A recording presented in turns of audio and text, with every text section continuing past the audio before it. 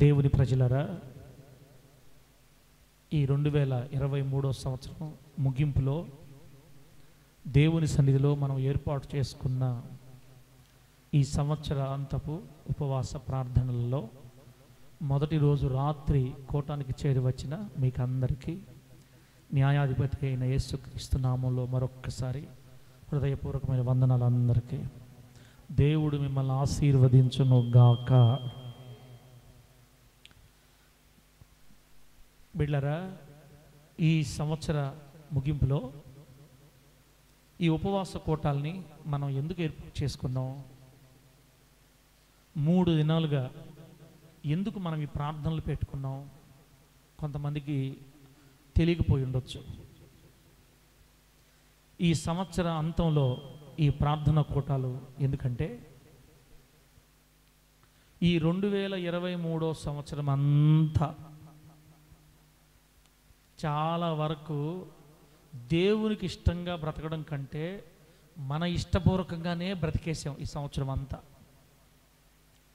ఈ 2023 సంవత్సరంలో దేవుని చిత్తం చేయడం కంటే మన చిత్తమే చేసుకుంటూ బ్రతికాం. దేవుని మార్గాలలో నడవడం కంటే మనకిష్టం వచ్చిన మార్గాల్లోనే ఎక్కువగా నడిచాం. బైబిల్ చెప్పనివి చాలా చేశాం, బైబిల్ ఒప్పుకోనివి చాలా చేశాం, దేవుణ్ణి గాయపరిచేవి చాలా చేశాం, ఆయనకు ఇష్టము లేనివి కొన్ని చేశాం. ఈ 12 నెలల్లో ఎన్నో మార్లు ఆయన్ని గాయపరిచాం, ఎన్నో మార్లు ఆయన బాధ పెట్టాం, ఎన్నో మార్లు ఆయన్ని వేదనకు గురి చేశాం. అయితే సంవత్సరం దాటిపోతున్నాం. ఇప్పుడు ఇంకో 3 రోజుల్లో ఈ సంవత్సరాన్ని దాటి మరొక నూతన సంవత్సరంలోకి మనం వెళ్తాం. అయితే ఈ సంవత్సరం అంతట్లో ఎక్కడెక్కడ మనం దేవునికి వ్యతిరేకంగా నడిచామో, వాక్యంలో నుండి దేవుడు మనకు జ్ఞాపకం చేస్తూ ఉన్నప్పుడు వాటన్నింటిని గుర్తు చేసుకుంటా ప్రభు సన్నిధిలో ప్రార్థన చెయ్యాలి. ఏమనంటే, ప్రభువా నిజమే, నేను ఈ సంవత్సరం అంతా నేను సంతోషపెట్టలేదు. ఈ సంవత్సరంలో చాలాసార్లు నేను ఏడిపించా, చాలాసార్లు నేను బాధ పెట్టా, చాలాసార్లు నేను వేదనకు గురి చేశా, చాలాసార్లు అయ్యా నీ గాయాలకు కారణమయ్యా.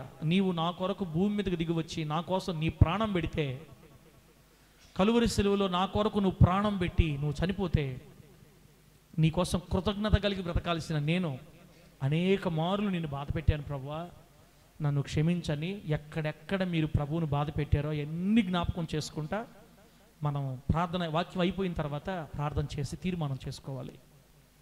అలా మనల్ని మనం శుద్ధి చేసుకోవడానికి ఏర్పాటు చేసిన ప్రార్థనలు ఇవి. ఆమేనండి. శుద్ధి చేసుకోవడానికి ఏర్పాటు చేయబడిన ప్రార్థన కూటాలు.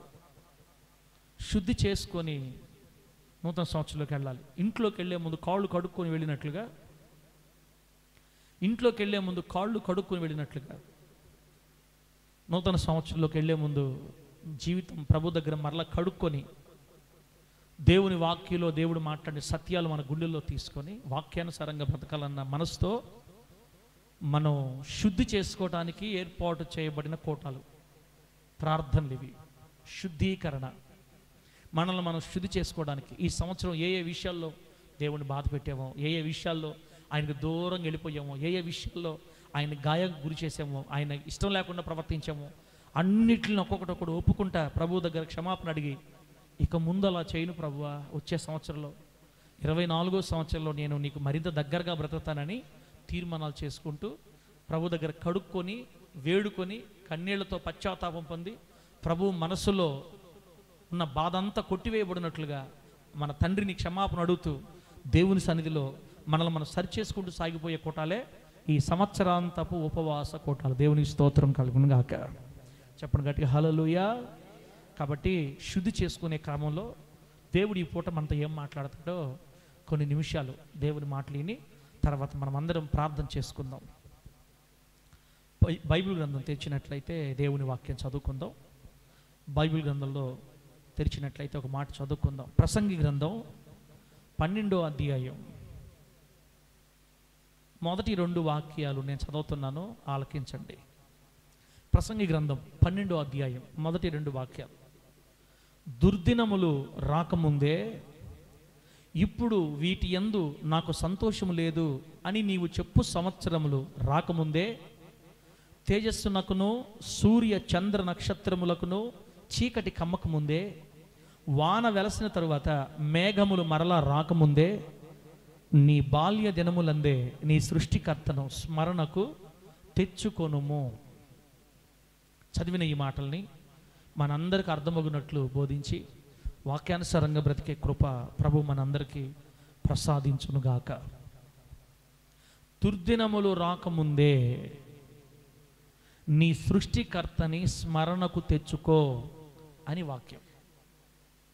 దుర్దినాలు రాకముందే, ప్రియులరా, 2023 సంవత్సరం గతించిపోయింది. మన ఆయుష్ కాలంలో ఒక సంవత్సరం అయిపోయింది. వృద్ధాప్యానికి దగ్గర పడ్డాం. ఒక సంవత్సరం దేవుడు మనకిచ్చిన ఆయుష్ కాలంలో ఒక సంవత్సరం గతించిపోయింది. మహాభయంకరమైన కాలంలో మనం జీవిస్తున్నాం. అపాయకరమైన అంత్య దినాలలో మనం ఇప్పుడు జీవిస్తున్నాం. ఈ దినాలు భయంకరమైన దినాలు. ఒక్క మాటలో చెప్పాలంటే దుర్దినాలు. దుర్దినాలు రాకముందే అని సొలొమోన్ గారు రాశారు వేల సంవత్సరాల క్రితం. ఆల్రెడీ ఇప్పుడు మనం దుర్దినాల్లోకి వచ్చేసాం. ఇప్పుడు మనం ఉండేది దుర్దినాలు. ఎందుకని దుర్దినాలు? ఎందుకని దుర్దినాలు అంటే పాపం ప్రవాహమై కాలువలాగా నదుల్లాగా ప్రవహిస్తుంది లోకం మీద. ప్రజలు విచ్చలవిడిగా తింటూ త్రాగుతూ సుఖిస్తూ సంతోషిస్తూ పెళ్ళిళ్ళు చేసుకుంటా ఇళ్ళు కట్టుకుంటూ జీవితాన్ని కొనసాగిస్తున్నారు. దేవుడు అన్న పదమే ప్రజల్లో లేదు. ఇప్పుడు దేవుడు అన్న పదానికి వాల్యూ లేదు. దేవుడిని గురించిన దాహం ప్రజలకి లేకుండా పోయింది. లోతు కాలంలో, నోవా కాలంలో ఉన్న ప్రజలు తింటా త్రాగతా ఇళ్ళు కట్టుకుంటా పెళ్ళిళ్ళు చేసుకుంటా ఎలా తమకు ఇష్టం వచ్చినట్టు బతికారో ఈ లోకంలో ప్రజలు వారికి ఇష్టం వచ్చినట్టు జీవిస్తున్నారు. విషాదకరమైన సంగతి ఏంటంటే క్రైస్తవులమైన మనం కూడా, దేవుని బిడ్డలమైన మనం కూడా వారితో కలిసిపోయి తింటా త్రాగతా సుఖిస్తా సంతోషిస్తా బ్రతుకుతా ఉన్నాం. మన వయసు కూడా అయిపోతుంది. మనం కూడా చివరి రోజులకు వెళ్ళిపోతున్నాం. దుర్దినాల్లోకి వచ్చేసాం. మన ఆయుష్ చాలా ఖర్చు అయిపోయింది. మన జీవితం చాలా భాగం ఖర్చు అయిపోయింది. నాకు 36 సంవత్సరాలు వచ్చేస్తున్నాయి. మీకు 40 సంవత్సరాలు వచ్చేస్తున్నాయి. ఇంకొంతమందికి 50 అయిపోయి వచ్చేస్తున్నాయి. ఇంకేంది 50 అయిపోయినట్టే. ప్రభు కోసం మనం ఏం కష్టపడ్డాం? ప్రభు కోసం మనం ఏమి గొప్ప కార్యాలు చేసాం? దేవుని కొరకు భక్తి ఎన్ని సంవత్సరాలు చేసాం? రోషంగా ప్రభు కోసం ఎంతకాలం నిలబడ్డాం? దేవుని కోసం నిలబడకుండానే, దేవుని కోసం బ్రతకకుండానే, దేవుని కోసం జీవించకుండానే భూలోకంలో మన ఆయుష్కాలం చాలా గతించిపోయింది. దుర్దినాలు వచ్చేసి దేవుని బిడ్డలారా, ప్రభు చెప్తున్నాడు, దుర్దినాలు రాకముందే నీ సృష్టికర్తని స్మరణ తెచ్చుకో. ఇప్పుడు వీటి యందు నాకు సంతోషం లేదు అని నీవు చెప్పు సంవత్సరాలు రాకముందే, వీటి యందు నాకు సంతోషం లేదు, వీటి యందు నాకు సంతోషం లేదని నీవు చెప్పే సంవత్సరాలు రాకముందే, వీటి యందు నాకు సంతోషం లేదని మనం చెప్తామంట ఒకరోజు. వీటి యందు నాకు సంతోషం లేదు, వీటి యందు నాకు సంతోషం లేదు. ఈరోజు మనుషులు వేటి కోసం పరిగెత్తుతున్నారంటే డబ్బు కోసం పరిగెత్తుతున్నారు, ఆస్తులు అంతస్తుల కోసం పరిగెత్తుతున్నారు, హోదాల కోసం పరిగెత్తుతున్నారు, అధికారాల పదవుల కోసం పరిగెత్తుతున్నారు, లగ్జరీ లైఫ్ కోసం పరిగెత్తుతున్నారు, సిరి సంపదల కోసం పరిగెత్తుతున్నారు. ఒకరోజంట వీటి యందు కూడా నాకు సంతోషం లేదని మనం చెప్తామంట ఒకరోజు.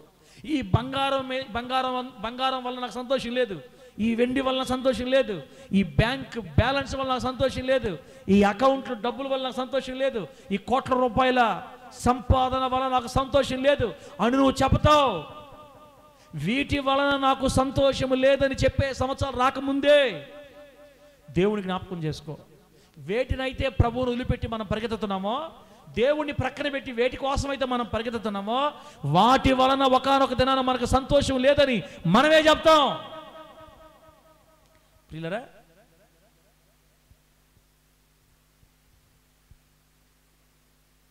మనం సంపాదించే సంపాదన వల్ల మనకు సంతోషం లేదని ఖచ్చితంగా చెప్పుకుంటాం ఒకరోజు.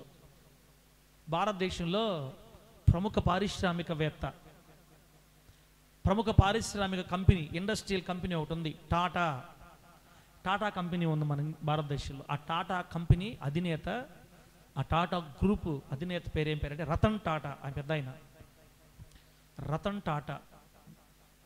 ఆ రతన్ టాటా గారు ఈ మధ్యకాలంలో ఒక స్టేట్మెంట్ చెప్పాడంట. కోటీశ్వరుడు, బిలియనీర్, ప్రపంచ కుబేరుల జాబితాలో, ప్రపంచ ధనవంతుల జాబితాలో ఆయన కూడా ఒకరు. సిరి సంపదల్ని, కోట్ల రూపాయల్ని, వెండి బంగారాల్ని పోగేసుకున్న ప్రముఖ పారిశ్రామికవేత్త. ఆయన ఏమన్నాడు తెలుసా? ఈ మధ్యకాలంలో ఏమన్నాడంటే, డబ్బు, అధికారం, హోదా, స్థితి. చెప్పు. డబ్బు, అధికారం, హోదా, స్థితి, ఈ 4 ఒక మనిషికి సంతృప్తిని ఇవ్వలేవు అని నేను నా వయసంతా పోయిన తర్వాత తెలుసుకున్నాను. అబ్బా, డబ్బు, అధికారం, హోదా, స్థితి ఒక మనిషికి సంతృప్తిని ఇవ్వలేవని నేను వయసు మీరిన తర్వాత తెలుసుకున్నా అని చెప్పాడంట ఈ మధ్యకాలంలో. డబ్బు, అధికారం, హోదా, స్థితి, పొజిషన్ ఇవేవి ఒక మనిషికి నిజమైన సంతృప్తిని ఇవ్వలేవని నేను వయసు మీరిన తర్వాత తెలుసుకున్నా. నా జీవితాంతం దానికోసం ప్రాకులాడా. కానీ డబ్బు, హోదా, అధికారం, స్థితి మనిషికి నిజమైన సంతృప్తిని ఇవ్వలేవు. బా, బైబిల్ వాక్యం అక్షరాలు నెరవేరింది. వీటి యందు నాకు సంతోషము లేదని నీవు చెప్పే సంవత్సరాలు రాకముందే నీ సృష్టికర్తను స్మరణ తెచ్చుకో. 2023 సంవత్సరం అంతా అయిపోయింది. పనులకి, డబ్బుకి పరిగెత్తామంతే. లోకం, సంపాదన పరిగెత్తావు. ఒకరోజు నువ్వేమంటావంటే, నేను పరిగెత్తి సంపాదించిన ఈ సంపాదనలో నాకు సంతోషము లేదని చెప్తారు ఖచ్చితంగా. వయసు గతించిపోతుంది, ఆయుష్ గతించిపోతుంది, జీవితం ఖర్చు అయిపోయింది చాలా వరకు. మిగిలిన జీవితమైన ప్రభు కోసం మనం ఇవ్వాలి. దేవుని బిడ్డారా, ఈ 2023 సంవత్సరంలో నుంచి 2024 సంవత్సరంలోకి వెళ్ళిపోబోతున్న మనం ఒక్కసారి ఆలోచించాలి. ఈ సంవత్సరం నా వలన నిజంగా దేవుడు సంతోషపడ్డా? నా వలన దేవుడు నిజంగా ఆనందం పొందాడా? నేను నిజంగా దేవుణ్ణి సంతోషపెట్టానా? నేను ప్రభుకి ఇష్టురాలుగా నడిచానా? నేను ప్రభు మనస్సుని సంతోషపెట్టానా ఈ సంవత్సరంలో? లేకపోతే బాధ పెట్టానా? బిడ్డలారా, సొలొమోను గారు చెప్తున్నారు, వీటి యందు నాకు సంతోషం లేదని చెప్పే సంవత్సరాలు రాకముందే నీ బాల్య దినములందే సృష్టికర్తని స్మరణ తెచ్చుకో. ప్రియులారా, సొలొమోను గారి గురించి ఒక మాట చదువుదాం మనం. సొలొమోను గారు బాగా ఓడిపోయినప్పుడు రాశాడు ఈ గ్రంథాన్ని. అన్నిటినీ రుచి చూసి అన్ని తెలుసుకొని అన్నిట్లో ఆనందాన్ని వెతికి పొందుకొని లాస్ట్కి ఇదంతా వ్యర్థం అని ఆయన ఓడిపోయిన తర్వాత వృద్ధాప్యంలో విగ్రహాల ఆలయాలకు వెళ్ళి విగ్రహాలను పూజించి భార్యలు మాటలిని ఆ విగ్రహ పూజలో పడిపోయి దేవుణ్ణి బాధపెట్టి గాయపరిచి ఈ లోకమంతా వ్యర్థమని గుండెలు బాదుకొని ఏడుస్తున్న టైంలో రాశాడు ఈ గ్రంథాన్ని సొలొమోను గారు. కాబట్టి ఆయన ఓడిపోయి చెప్పే మాటలు జాగ్రత్తగా మనం వినాలా. చూడండి, ప్రసంగి గ్రంథం 2వ అధ్యాయంలో 3వ వచనం నుంచి 11వ వచనం దాకా మనం చదివితే సొలొమోను గారు తన ఆయుష్లో, తన జీవితంలో, తన బ్రతుకులో ఏం చేశాడు తెలుసా? ఆ మాటలు చదివితే చాలా బాగుంటుంది. ప్రసంగి గ్రంథం 2వ అధ్యాయం 3వ వచనం నుంచి 11వ వచనం వరకు చదివితే ఎంత బాగుంటుందంటే, ఈరోజు మనుషులు వేటి కోసం పరిగెత్తుతున్నారో ఆయన కూడా పరిగెత్తాడు వాటి కోసమే. ప్రసంగి గ్రంథం 2వ అధ్యాయం, ప్రసంగి గ్రంథం 2వ అధ్యాయం 8వ వచనం నుంచి 3వ వచనం నుంచి 11వ వచనం వరకు మొదటి నుంచి చదువుదామా? సరే, 3 నుంచి చదువుదాం. నా మనస్సు ఇంకనూ జ్ఞానము అనుసరించుచుండగా ఆకాశము క్రింద తాము బ్రతుకు కాలమంతయు మనుషులు ఏమి చేసి మేలు అనుభవింతురో.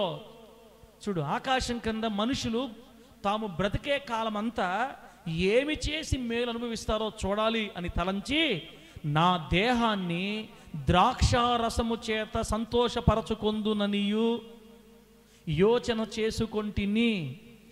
ఇప్పుడు సొలొమోను గారికి ఒక ఆలోచన, బిడ్డరు బాగేనండి. సొలొమోను గారికి ఒక ఆలోచన ఏంటంటే, ఈ భూలోకంలో నేను సంతోషించాలా, ఆనందించాలా, దేవుడు తర్వాత సంగతి, నాకు ఇష్టం వచ్చి నేను ఎంజాయ్ చేయాలా, ఈ భూలోకంలో సంతోషం యొక్క అంతు నేను చూడాలా, దేవుడి గురించి ఆలోచించట్ల సొలొమోను గారు. డబ్బు ఎక్కువైపోయింది, జ్ఞానం ఎక్కువైపోయింది, ప్రభు ఆయన బలంగా ఆస్వాదించాడు, విస్తారమైన ఆశీర్వాదాన్ని తన మీద పోసేసరికి ఏమైందో తెలియదు.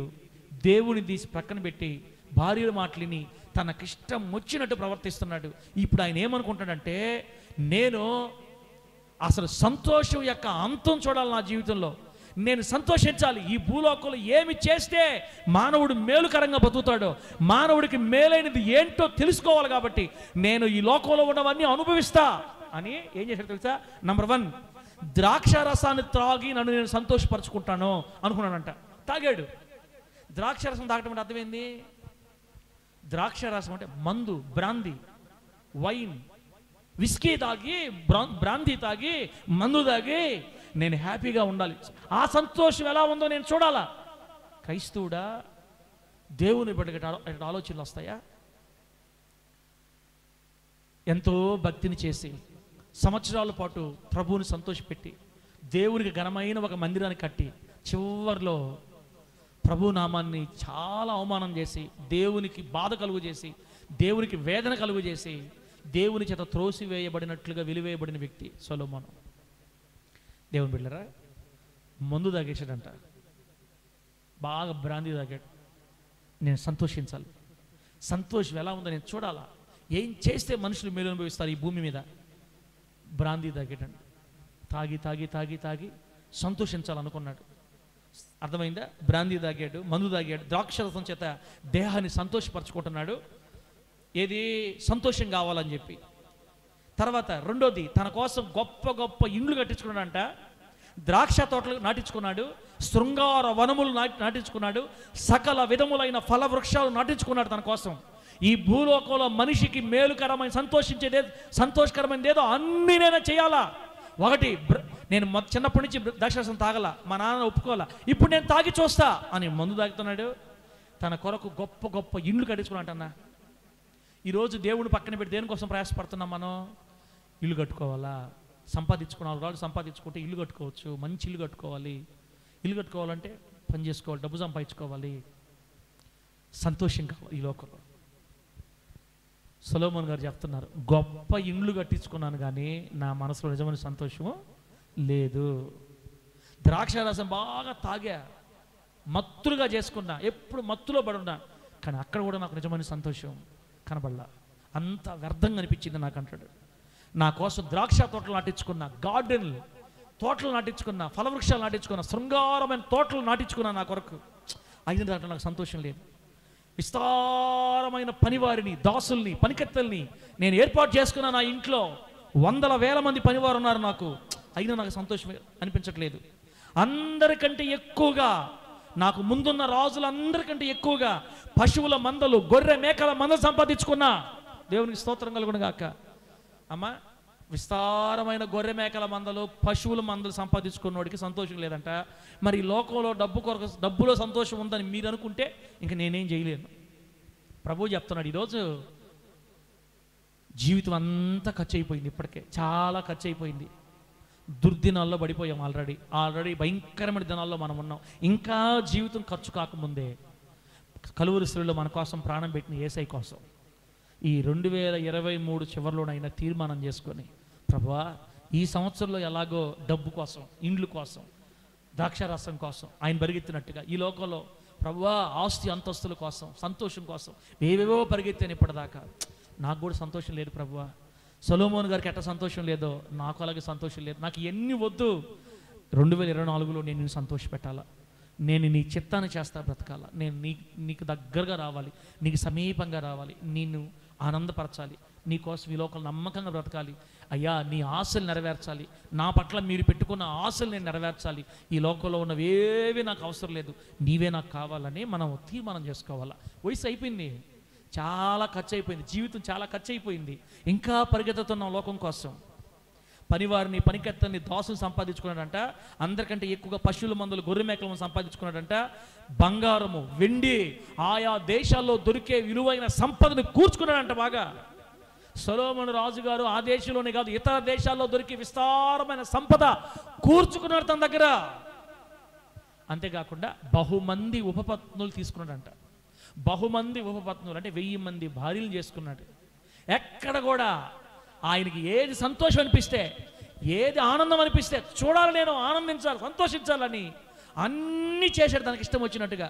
చూడండి, అంతా చేసిల్లా 11వ వచనం చదివితే, 11వ వచనంలో, అప్పుడు నేను చేసిన పనులన్నీ, వాటి కొరకై నేను పడిన ప్రయాసం అంతయు నేను నిదానించి వివేచింపగా అవన్నీ వ్యర్థమైనవిగాను, ఒకడు గాలికి ప్రయాసపడినట్టుగాను ఆగపడెను. సూర్యుని క్రింద లాభకరమైనది ఏదీ లేనట్టు నాకు కనబడెను. దేవుని స్తోత్రం కలుగును గాక. సూర్యుని క్రింద లాభమైంది ఏదీ లేదు. నా ప్రయాస అంతా వ్యర్థమైపోయింది. గొప్ప గొప్ప ఇండ్లు కట్టించుకున్నా, అంత వ్యర్థమే. ద్రాక్షరసం తాగా, మత్తుడైపోయా, వ్యర్థమే. ఇల్లు కట్టించుకున్నా, పనివారు సంపాదించుకున్నా, పశువుల మందులు, గొర్రె మేకల మందు సంపాదించుకున్నా, అంత వ్యర్థమే. ఎందుకయ్యా మీరు పాకులాడతారు? 2023 సంవత్సరం అంతా పాకులాడారు. దేవుని ప్రక్కన పెట్టి, ఆయన సన్నిధి ప్రక్కన పెట్టి, పరిశుద్ధత పక్కన పెట్టి, యథార్థత పక్కన పెట్టి, నీతిని పక్కన పెట్టి, దేవుని ప్రక్కన పెట్టి, జీవితం ఖర్చు అయిపోయింది, ఆయుష్ ఖర్చు అయిపోయింది, వయసు అయిపోతుంది, చాలా అయిపోయింది.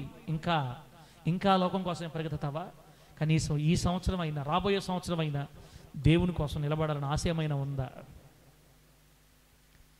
దుర్దినాలు వచ్చేసాయి. భయంకరమైన దినాల్లో ఉన్నాం మనం. ఇప్పుడు పాపం విస్తారంగా ప్రవహిస్తున్న దినాల్లో ఉన్నాం. ప్రభువు చెప్తున్నాడు, ఈరోజే నీ సృష్టికర్త స్మరణ తెచ్చుకో. నీ సృష్టికర్తను నువ్వు స్మరణకు తెచ్చుకో. నీ దేవుని నువ్వు జ్ఞాపకం చేసుకో. నీ దేవుని నువ్వు జ్ఞాపకం చేసుకో. దేవుని కోసం నిలబడని వాక్యం మనల్ని పిలుస్తుంది బిడ్డలారా. అమ్మా, సొలొమోను రాజే వెండి బంగారాల్లో నాకు సంతోషం లేదు, డబ్బులో నాకు సంతోషం లేదు, 1000 మంది భార్యలు చేసుకున్నా నాకు సంతోషం లేదు, పెద్ద పెద్ద ఇల్లు కట్టించుకున్నా నాకు సంతోషం లేదు, ద్రాక్షారసం తాగా నాకు సంతోషం లేదు, ఈ లోకంలో నేను అన్నీ సంపాదించుకున్నా అంత వ్యర్థమే అని ఆయన చెప్తుంటే, ఇంక మీరేం సంపాదించుకోవాలి లోకంలో? ఇంక దేనికోసం పరిగెత్తాలా? ఇంక దేనికోసం మీరు చేసి ఇంకా వయసు వ్యర్థం చేసేసుకుంటారు. మనం ఇంకా ఆయుష్ వ్యర్థం చేసుకుంటున్నాం. ఖర్చు అయిపోయింది, జీవితం చాలా ఖర్చు అయిపోయింది. అయినా జీవితాంతం బతకం మనకేమైనా గ్యారెంటీ ఉందా? రేపు మనది కాదు కదా. రేపు ఈ వేళ వరకు నీవు నేను నిలిచి ఉంటామన్న గ్యారెంటీ మనకి లేదు. ఎవరికి గ్యారెంటీ లేదు. ఒకవేళ రేపే ప్రభు మనల్ని పిలుచుకుంటే, ఈ సంవత్సరం అంతా లోకానికి చేసి నువ్వు ప్రభు ముందుకెళ్ళి నిలబడి ఏం లెక్క చెప్పగలుగుతావు? సొలొమోను గారు చెప్తున్నారు, అన్నీ అనుభవించా, అంతా వ్యర్థమే. నా వయసు ఖర్చు అయిపోయింది, అన్నీ పోగొట్టేసుకున్నా, నా ఆయుష్ అంతా గతించిపోయింది. ఇప్పుడు చాలా బాధగా ఉంది, వేదనగా ఉంది. నా దేవుడిని సంతోషపెట్టలేకపోయా. నాకు జ్ఞానం ఇచ్చిన నా దేవుడిని మహింపరచలేకపోయా. నాకు జ్ఞానం ఇచ్చిన నా దేవుడిని సంతోషపరచలేకపోయా. నా భార్యలు మాటలిని విగ్రహాలను పూజించా. నా బ్రతుకే వ్యర్థమైపోయింది. నా బ్రతుకే వ్యర్థమైపోయింది. నా ఆయుష్నంతా నా ఇష్టానుసారంగా వాడుకున్నా. నా యవ్వన కాలం అంతా నా కోరికల కోసం వాడుకున్నా. నేను ఎవరిని? దేవుని చేత ప్రేమించబడిన వ్యక్తిని, ఆయనకు మందిరాన్ని కట్టిన వాడిని. కానీ చివరికి నా వయసు, నా కోరిక, నా శరీరం నన్ను లోకంలోకి తీసుకెళ్ళిపోయింది. నా ప్రభువుకి ఇష్టమైన కార్యాలన్నీ చేశా. ఎక్కడ నాకు సంతోషం లేదు, ఎక్కడ నాకు సమాధానం లేదు. చివరికి భ్రష్టుని అయిపోయి విగ్రహాలకు మొక్కి నా దేవుణ్ణి బాధ పెట్టా. ఆయన ఏడుస్తున్నాడు ఈరోజు. సొలొమోను రాజు ఏడుస్తున్న ఏడుపు కారణం ఏంటంటే, నా వయసు అంతా ఖర్చు అయిపోయింది. ఇప్పుడు నేను ముసలివాడిని అయిపోయాను. నా వయసు అంతా ఖర్చు అయిపోయింది. నేను పోగొట్టేసుకున్నాను నా జీవితం అంతా. రేపు సొలొమోను గారిలాగా మనం కూడా ఆడవలసి వస్తుంది. ఈరోజు ఈ వాక్యం ద్వారా మన మనస్సు ప్రభుకి ఇవ్వకపోతే, మన జీవితాన్ని దేవునికి ఇవ్వకపోతే, రేపు సొలొమోను గారిలాగా మనం కూడా ఆడవలసి వస్తుంది. బిడ్డలారా, ఒక్క మాట చెప్పాలంటే, ఈ లోకంలో వేటిలో నిజమైన సంతోషం మనకు లేదు. ఆమేనండి. దేనిలో నిజమైన ఆనందం మనకు లేదు. వెండి బంగారాల్లో లేదు, డబ్బులో లేదు, శరీర ఆశల్లో లేదు, పెద్ద పెద్ద ఇళ్ళు కట్టించుకోవటంలో లేదు, బంగళాల్లో, కారుల్లో లేదు, వాస్తు వాహనాల్లో లేదు. అన్నీ వ్యర్థమే. ఈ లోకంలో ఉన్నవన్నీ శాశ్వతమైంది, దీవెనకరమైంది ఏంటంటే, సృష్టికర్తని జ్ఞాపకంలో తెచ్చుకొని యేసు కొరకు నమ్మకంగా, నీతిగా, పరిశుద్ధంగా, యథార్థంగా దేవుని కోసం నిలబడటంలోనే నిజమైన సంతోషం ఉంది. దేవునికి స్తోత్రం కలుగును గాక. మీకు అర్థమైంది అనుకుంటున్నాను నేను. బిడ్డలారా, ముందుకెళ్ళిపోదాం. మనం అర్థం చేసుకునే దానికి ప్రయత్నం చేయండి. దేవునిలోనే నిజమైన ఆనందం. 2023 అంతా నీ ఇష్టానుసారంగా బ్రతికావు. ప్రార్థనకు రావాలనిపిస్తే వచ్చావు, ఆగిపోవాలంటే ఆగిపోయావు. ప్రభువుని వెనకబెట్టేసావు, ప్రభువుని వెనక్కి వేసావు, దేవుణ్ణి చాలా దూరం పెట్టేసుకున్నావు, నీకు ఇష్టం వచ్చినట్టు జీవించావు, నష్టపోయావు. బిడ్డ, నీ వయసు అంతా వ్యర్థం, ఈ సంవత్సరం అంతా వ్యర్థమైపోయింది. నీ జీవితంలో ఈ సంవత్సరం అంతా వ్యర్థం చేసేసుకున్నావు, నీకు తెలియట్లా. ఇదిగో ఇక్కడ సొలొమోను గారు ఏడుస్తున్నారు, నా వయసు అంతా వ్యర్థమైపోయిందని. ఇంకా వ్యర్థం కాకముందే ప్రభు రేపు లెక్క అడగతాడు మనల్ని. న్యాయ సింహాసనపు తీర్పులో దేవుని ముందు నిలబడి మనం లెక్క చెప్పాలి. కనుక భయపడి దేవుని మాటకు విధేయులమై ప్రభు మనల్ని పిలుస్తున్నాడు. ఈరోజు రాత్రి ఈ సంవత్సరాంత ఉపవాస ప్రార్థనల్లో మనల్ని మనం శుద్ధీకరించుకోవడానికి ఈరోజు ప్రభు సందుకు వచ్చాం. ఈ సంవత్సరం అంతా నువ్వు ఎలా వ్యర్థం చేసావో, వేటి వల్ల నీ టైం అంతా వ్యర్థమైపోయిందో ప్రభు దగ్గర మనల్ని మనం సర్చ్ చేసుకుంటూ ప్రార్థన చేసుకుందాం. సొలొమోను గారు అన్నీ వ్యర్థం చేసేసుకున్నాడు, తన వయసు వ్యర్థమైపోయింది. ఈరోజు ఆయన బాధపడుతున్నాడు, ఆయుష్ అంతటిని పోగొట్టుకున్నాడు లోకం కోసం. మనం అలా ఏడవకుండా ఇప్పుడే జాగ్రత్త పడి ప్రభు కోసం నమ్మకంగా నిలబడదాం. దేవుని నామానికి మహిమ కలుగును గాక. చెప్పండి గట్టిగా హల్లెలూయా. ఈరోజు అంశం ఏంటంటే, వయసు అంతా అయిపోకముందే, ఆయుష్ ఖర్చు అవ్వకముందే ప్రభు దగ్గర పట్టుకోవాలి. సంవత్సరం వ్యర్థమైపోయింది, గుండె మీద చేసుకోమని చెప్పగలుగుతామా? ఈ సంవత్సరం వ్యర్థం కాలేదు సార్, నేను నా దేవుని కోసం నిలబడ్డా, నేను చేసే భక్తి, దేవుడి స్తోత్రం, సంతోషం. ఒకవేళ ఈ సొలొమోను గారు పడిన బాధే నువ్వు పడితే ఇప్పుడే మారు మనసు పొంది దేవునికి మాట ఇచ్చి దేవుడి దగ్గర క్షమాపణ అడిగి కన్నీళ్ళు విడిచి ప్రభు దగ్గర ఒప్పుకొని మనల్ని మనం సరి చేసుకుందాం ఈరోజు. అర్థమవుతుందా? రెండో మాట, ఇంకొక వ్యక్తి తన జీవితంలో సగ భాగం పోగొట్టుకున్నాడు. లోకాసువార్త 15వ అధ్యాయంలో ఒక ఆయన కనపడతాడు. ఆయన, ఆ తండ్రికి 2 కుమారులు, తప్పిపోయిన కుమారుడు అంటాం మనం, చిన్న కుమారుడు. ఒక తండ్రికి 2 పిల్లలు, 2 కుమారులు. వారిలో చిన్నవాడు ఎదిగి పెద్దవాడైన తర్వాత తన తండ్రి దగ్గరకు వచ్చి, తండ్రి నా ఆస్తి నాకు పంచేసేయి, నేను వెళ్ళిపోతాను నీ దగ్గర నుంచి అని తన తండ్రిని ఇబ్బంది పెట్టి, తన తండ్రి దగ్గర తనకు సంతోషం లేదని, తన తండ్రి దగ్గర తనకు ఆనందం లేదని, ఎంజాయ్ లేదని, నెమ్మది లేదని, లోక సంబంధమైన జాలి ఎంజాయ్ లేదని తండ్రిని ఇబ్బంది పెట్టి గొడవ చేసి తనకు రావాల్సిన ఆస్తిని అంతా తీసుకొని లోకంలో ఏదో ఉందని భ్రమపడి, దేవునికి స్తోత్రం కలుగును గాక, ఏదో ఉంది లోకంలో, నేను అంత ఆనందం పొందుకోవాలి, అసలు నా తండ్రి దగ్గర ఏమీ లేదు, నాకు లోకంలో కావాల్సినంత ఎంజాయ్ ఉందని భ్రమపడి తండ్రి ఆస్తి అంతా తీసుకొని లోకంలోకి వెళ్ళిపోయి, ప్రియులారా, దూరంగా తండ్రికి వెళ్ళిపోయి ఏం చేశాడంటే లోక ఆనందాల కోసం తిరిగి తన వయసులో చాలా భాగాన్ని ఖర్చు చేసేసాడు, తన ఆయుష్లో చాలా భాగం ఖర్చు చేసేసాడండి. డబ్బంతా, ఆస్తి అంతా ఏమైపోయింది తెలుసా? వేశ్యలతో తిరిగి ఖర్చు పెట్టేశాడంట. వేశ్యలతో తిరిగి, అదే నిజమైన ఆనందం అని, అదే నిజమైన సంతోషమని వేశ్యలతో తిరిగి డబ్బంతా ఖర్చు పెట్టేసి అంతా పోగొట్టేసుకున్నాడు. లాస్ట్కి వయసు అంతా ఖర్చు అయిపోయింది, వయసు ఎన్నో సంవత్సరాలు ఖర్చు అయిపోయాయి.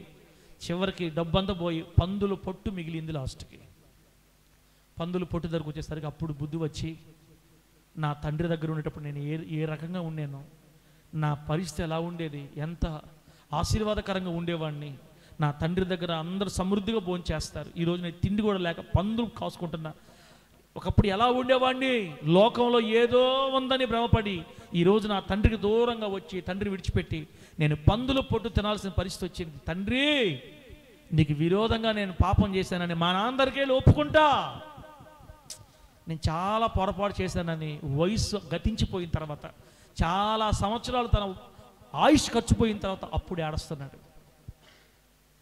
ఒకవేళ ప్రియులరా, చిన్న కుమారులాగా మనం కూడా దేవుని దగ్గర ఉంటానే, సన్నిధిలో ఉంటానే, మందిరంలో ఉంటూనే ఏదో ఉందని లోకంలో పేరుకు మాత్రమే క్రైస్తవులుగా ఉండి లోకంలో తిరుగుతున్నామా? ఆ చిన్న కుమారుడు అనుకున్నట్టుగా లోకంలో, సినిమాల్లో, అక్రమాల్లో, అపవిత్రతలో ఆనందం ఉందని, వేశ్యల దగ్గర ఆనందం ఉందని కొంతమంది తిరిగి జీవితం అంతా వ్యర్థపరుచుకున్నారు. బైబిల్ చెప్తుంది, వేశ్యా సాంగత్యము చేయువానికి రొట్టె తొనక మాత్రం మిగిలి ఉంటుందని. వేశ్యలతో సాంగత్యం చేసే వాళ్ళకి అంతా అయిపోద్ది, రొట్టె కూడా ఉండదు, రొట్టెలో ఒక చిన్న తునక మాత్రం మిగులుతుందంట. అన్నీ మొత్తం ఖర్చు అయిపోద్ది, మొత్తం పోగొట్టేసుకుంటారు, ఏముండదు. దేవుని బిడ్డలుగా ఉన్న ప్రజలు ఈ రోజున చలివిడితత్వం అలవాటు పడి వయసు అంతా వ్యర్థం చేసుకుంటున్నారు. ఆ చిన్న కుమారులాగా అయినా కనీసం ఆ చిన్న కుమారులాగా అయిన బుద్ధి వచ్చి మరలా తండ్రి దగ్గరికి వెళ్ళి నా తండ్రికి క్షమాపణ అడతానని మరి తండ్రి దగ్గరికి వచ్చి క్షమాపణ అడిగినట్లుగా ఆ కుమారుడు తిరిగి మరలా తండ్రి దగ్గరికి వచ్చినప్పుడు దూరానికి చూసిన వాళ్ళ నాన్న నా ఆస్తి అంతా తీసుకెళ్ళి దరిద్రుడు మళ్ళీ ఇప్పుడు వస్తున్నాడు అనుకోకుండా ఎదురు చూపులు చూస్తున్న తండ్రి పరిగెత్తుకుంటూ వెళ్ళి చిన్న కుమారుడి మీద పడి ముద్దు పెట్టుకొని వాసన వస్తుంటే తన బిడ్డను పట్టుకొని ఆడుస్తున్నాడు. మెడ మీద పడి ముద్దు పెట్టుకున్నాడు. నానా నన్ను క్షమించాను అనకముందే త్వరగా పనివారిని పిలిచి స్నానం చేయించాడు. చెప్పులు లేకపోతే చెప్పులు వేయించాడు. చేతికి ఉంగరం పెట్టించాడు.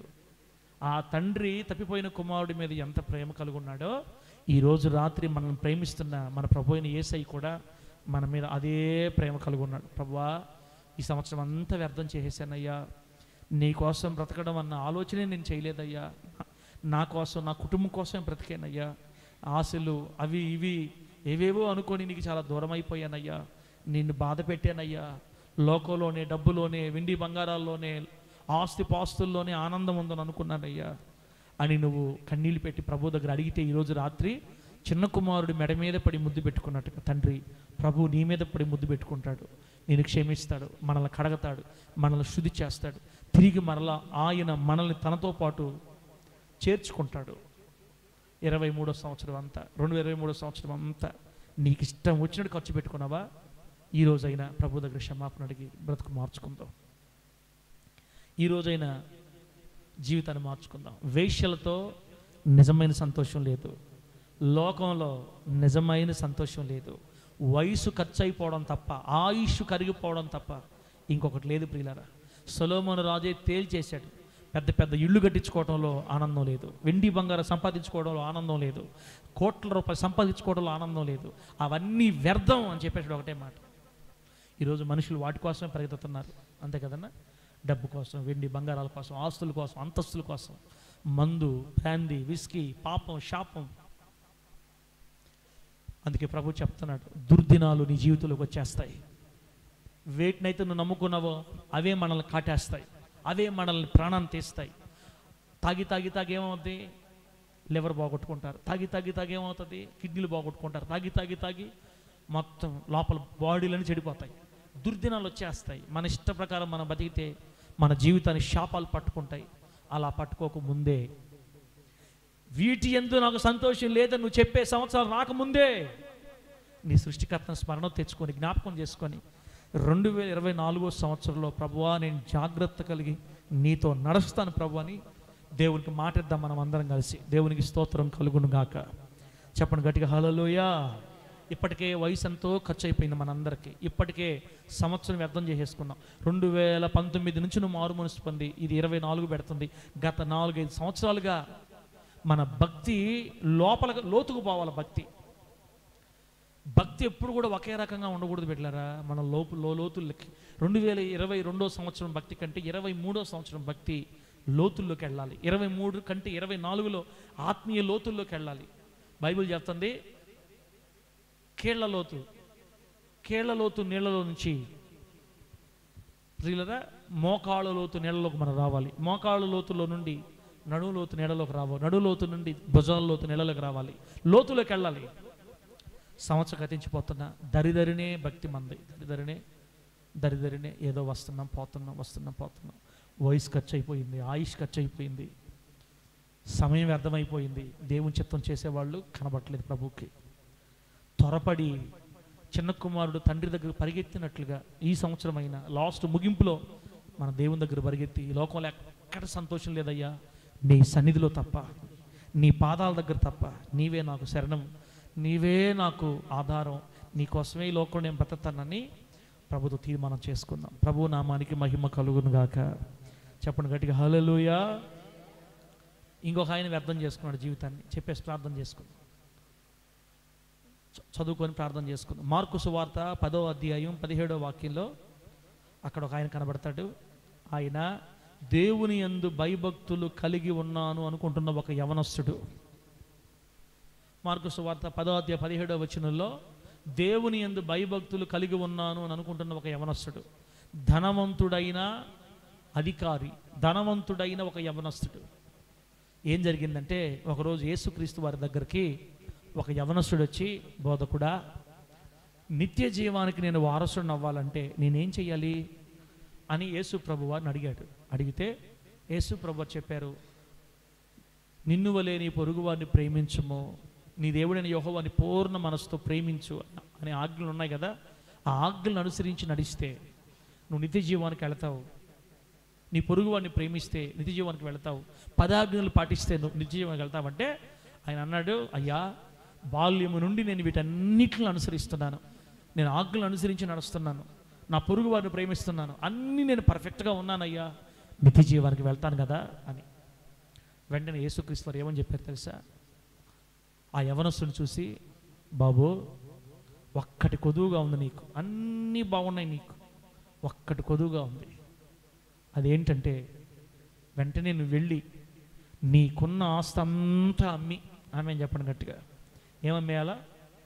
నీ ఆస్తి అంతా అమ్మి బేదలకి ఇచ్చేయి, నీ వచ్చి నన్ను వెంబడించు, నిత్యరాజు వెళ్ళిపోతావు. నీ ఆస్తి అంతా అమ్మి బేదలకి ఇచ్చేయి, నువ్వు వచ్చి నన్ను వెంబడించు. ఇప్పుడు దేవుడే సాక్షాత్తు భూమి మీద పరిచయం జరిగిస్తున్న సృష్టికర్త అయిన దేవుడే ఆ మాట చెప్తే, నిత్య జీవం కోసం ప్రాకులాడేవాడైతే వెంటనే ఏం చేయాలా? అయ్యో, బోధకుడు చెబుతున్న మాట ఎంత వాస్తవమైంది, ఈ భూలోకంలో నాకు డబ్బు ఆస్తులు ఏమొద్దు, ఇప్పుడే వెళ్ళిపోతాను ప్రభు అని ఒకవేళ వెంటనే బయలుదేరేసి ఉంటే కొంచెం దూరం మంది పిలిచుండేవాడు. ఆహా, నీకు డబ్బు మీద మనసు ఉంది అనుకున్నానులే, పర్లే పర్లే, వెనక్కి వచ్చి ఇబ్బంది లేదులే, నన్ను వెంబడించు అని ఉండేవాడు. పాపం అని ఉండేవాడేమో. ఆ మాటకి ఇతను ఏమన్నాడు తెలుసా? ఆ మాట వినగానే ఇతను మిక్కిలి ధనవంతుడు కాబట్టి ఆ మాట నచ్చల, ఆ మాట బాధేసింది. వ్యసన పడుచు ముఖం అది ఒక రకంగా పెట్టుకొని మారు మాట మాట్లాడకుండా మౌనంగా వెళ్ళిపోతాడు యేసుప్రభువు దగ్గర నుంచి. మిక్కిలి వ్యసన పడుతూ వెళ్ళిపోయాడు అక్కడి నుంచి. అంటే ఈ వ్యక్తి భక్తి కలిగి ఉన్నాను అనుకుంటున్నాడు, వాక్యం అనుసరిస్తున్నా అనుకుంటున్నాడు, కానీ ధనాపేక్షను జయించలేకపోయాడు. అంత ఆస్తున్నా ఇంకా ఆస్తి మీద మమకారం చావల, లక్షలకు లక్షలు సంపాదిస్తున్నా ఇంకా ఆస్తి మీద మమకారం చావు. ఇది దేవుడు చూసి నీకున్న ఆస్తి అంతా అమ్మే అనే లెక్కి తనలో ఉన్న ధనాపేక్ష బయటపడింది. దిగులు పడతా, వేదన పడతా, ముఖం చాటేసుకుని వెళ్ళిపోయాడు. అంటే దాంతో తెలుసా, మిగిలిన జీవితం కూడా, మిగిలిన ఆయుష్ కూడా లోకానే ఖర్చు పెట్టేశాడు, డబ్బు కోసం ఖర్చు పెట్టేశాడు. నిత్య జీవానికి పోయాడో లేదో రేపు మనం పోతే అర్థం అవుద్ది. ధనాపేక్ష పరలోకానికి పోనీదు. ప్రభు ఏం చెప్పారు? ఒంటె సూది బెజ్జములోనైనా దూరుతుంది, కానీ ధనవంతుడు దేవుని రాజ్యంలో ప్రవేశించలేడు. నిత్య జీవం కంటే, పరలోకం కంటే ఆస్తిని ఎక్కువగా ఎంచుకుని వెళ్ళిపోయాడమ్మా ఈ వ్యక్తి. వయసు అంతా ఖర్చు అయిపోయింది అప్పటికే. ఇంకా యవనస్తుడు, మంచి వయసులో ఉన్నాడు, మంచి తీర్మానం చేసుకోవాల్సిన టైం అది. నాకు దేవుడి కంటే, నిత్య జీవం కంటే నాకు ఆస్తే ముఖ్యం, నాకు డబ్బే ముఖ్యం, బంగారం ముఖ్యం అనుకొని దేవుడు వదిలిపెట్టి వెళ్ళిపోయాడు లోకంలోకి. తన వయసు అంతా ఖర్చు వ్యర్థమైపోయింది. దేవుని బిడ్డలారా, ఆ వ్యక్తిలాగా ఈరోజు ఈ మాటలు విన్నా కూడా దేవుడి ఈ సమయంలో నిన్ను నన్ను గద్దించి నీకు నాకు బుద్ధి చెబుతున్నప్పుడు కూడా, ఇప్పుడు కాదులే, మళ్ళా చూద్దాంలే, సరి చేసుకునేది లేదు, పాడు లేదు, ముందు మనం సంపాదించాలా ఉంది, చేయాల్సింది చాలా ఉంది, పిల్లల కోసం కూర్చుకోవాలి, దానికోసం కూర్చుకోవాలి, దీనికోసం కూర్చుకోవాలా, తర్వాత చూసుకోవచ్చు అని ఈ మాటలు పెడచెవిని పెట్టి ఇదిగో ఈ ధనవంతుడిని యవనస్తుడిలాగా వెళ్ళిపోతే ప్రభు ఎంత బాధపడతాడో తెలుసా? నీ మనస్సు మార్చడానికే ఈ మొదటి రోజు రాత్రి ప్రభు మాట్లాడుతున్నాడు. ఇప్పటికే నీ ఆయుష్ చాలా ఖర్చు అయిపోయింది, నీ జీవితం చాలా ఖర్చు అయిపోయింది. రేపు ఈ వేళ దాకా మనం బతుకుతామో లేదో గ్యారెంటీ లేదు. ఈరోజు రాత్రే ప్రభు సన్నిధిలో మనం తీర్మానం చేసుకోవాలి. దేవుడిచ్చిన ఆయుష్ అంతా ఎంతో లోకం కోసం ఖర్చు పెట్టేశాం. ఒక ఆయనేమో సంతోషం యొక్క అంతం చూడాలని చెప్పి ఇల్లు కట్టుకున్నాడు, మందు తాగాడు, ద్రాక్షరసం తాగాడు, వేశ్యలతో తిరిగాడు, ఉపపత్నులు పెళ్లి 1000 మందిని చేసుకున్నాడు, ద్రాక్ష తోటలు నాటించుకున్నాడు, శృంగార వనాలు నాటించుకున్నాడు, ఏది కావాలంటే చేశాడు. లాస్ట్కి ఇదంతా వేస్ట్ అని చెప్పేశాడు. ఒకే మాట, ఇదంతా వ్యర్థం అని చెప్పేశాడు. వయసు అయిపోయింది, భార్యల మాటలు విని విగ్రహారాధన చేసి పూజ చేసి దేవుడి దగ్గర నుంచి వెలివేయబడ్డాడు సొలొమోను. ఇంకొక ఆయనేమో తండ్రి దగ్గర సంతోషం లేదని, లోకంలో ఆనందం ఉందని, ఏదో ఉందని భ్రమపడి తండ్రి ఆస్తి అంతా కాజేసి వేశ్యలతో తిరిగి ఆరోగ్యాన్ని నష్టపరుచుకొని పందులు పొట్టు దగ్గరకు వచ్చేసాడు. తెలుసుకున్నాడు చివరిలో, కన్నీళ్ళు విడిచి పరిగెత్తి తండ్రి దగ్గరకు వచ్చి క్షమాపణ పొంది మరలా ఇంతకు ముందు కంటే మంచి స్థానంలో నిలబడ్డాడు. తండ్రి హక్కును చేర్చుకున్నాడు. ఇంకొక ఆయనేమో నాకు నిత్య జీవము కంటే నాకు ఆస్తే ముఖ్యమని దేవుణ్ణి వదిలిపెట్టేసి లోకంలో కలిసిపోయాడు. ఈ రోజైనా ఈ ముగ్గురు ద్వారా ప్రభు మనతో మాట్లాడినప్పుడు, నిజమే ప్రభువా, 40 సంవత్సరాలు వ్యర్థమైపోయింది, ఇదిగో ఈ 2023 సంవత్సరం ఈ గతించిపోతున్న ఈ సంవత్సరం కూడా ఎక్కువగా నా ఇష్ట ప్రకారమే బతికాను ప్రభువా, నీ ఇష్టం నేను చేయలేదు తండ్రి. పశువుల్ని, పనికత్తెల్ని, దాసుల్ని, దాసురాండ్రని, వెండి బంగారాలను కూర్చుకున్న సొలొమోనే ఈ లోకంలో నాకు ఏ సంతోషం లేదు, అంతా వ్యర్థమని చెప్తే ఇంకా నేను దేనికోసం ప్రయాసపడాలి ప్రభువా? ఈ లోకం నాకు ఏం వద్దు ప్రభువా, ఈ లోకంలో నాకు ఏం వద్దు నాయనా, నన్ను కనికరించి నాకు సహాయం చేయి, నేను ఈ సంవత్సరం నీ కోసం నిలబడతా, నేను చేసిన ప్రతి అక్రమాన్ని క్షమించు తండ్రిని మనము దేవుడి దగ్గర ఇప్పుడు అడగాల, క్షమాపణ అడగాల. మనం దేవుడి దగ్గర క్షమాపణ అడగాల. క్షమాపణ అడిగి సరిదిద్దుకోవాలి. ఈ సంవత్సరాంతంలో జరుగుతున్నటువంటి ఉపవాస కూటాలు మనల్ని మనం సరిదిద్దుకోవడానికే, మనల్ని మనం చక్కదిద్దుకోవడానికే. సౌండ్ పెడతా ఫోన్కే. మనల్ని మనం చక్కదిద్దుకోవడానికే, మనల్ని మనం చక్కదిద్దుకోవడానికే. బిడ్లారా, ఇప్పుడు 8:30 అయింది, టైం 8:30 అయింది. ఈ 8:30 నుంచి 9, 9:15 దాకా